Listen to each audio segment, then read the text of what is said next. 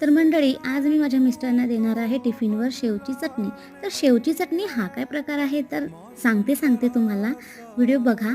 तर सर्वप्रथम कढईमध्ये मी तेल टाकलं, त्यानंतर त्यामध्ये जिरं घातलं. जिरं तडतडल्यानंतर कांदा घातला. कांदा चांगला आपल्याला ब्राऊन होऊ द्यायचा आहे. त्यानंतर मिक्सरमध्ये मी हिरव्या मिरच्या, लसूण, सांबार आणि अद्रक मस्तपैकी पेस्ट करून घेतली. ती पेस्ट मी कांद्यामध्ये घातली, फ्राय करून घेतलं आणि त्यानंतर आपल्याला हव्या त्या प्रमाणामध्ये शेव घ्यायचे आहेत आणि ते शेव आपल्याला त्या मसाल्यामध्ये चांगले मिक्स करून घ्यायचे आहेत. त्यानंतर आपले शेव बुडतील इतपतच आपल्याला त्यामध्ये पाणी घालायचं आहे आणि मी थोडासा इथं गरम मसाला घातला आणि त्यानंतर 5-1 मिनिटासाठी त्याच्यावर झाकण ठेवायचं. तर इथं आपली बघू शकता शेवची चटणी रेडी आहे. तर खायला खूप छान लागते. शेवच्या भाजीपेक्षा थोडी वेगळी चव येते. तुम्ही नक्की करून बघा. सोबतच मी इथे मटकीची भाजी बनवलेली आहे आणि मस्तपैकी कांदा आहे. तर या मस्तपैकी थंडीचं गरमागरम जेवण करायला. भेटूयात पुन्हा एखाद्या नवीन रेसिपीमध्ये.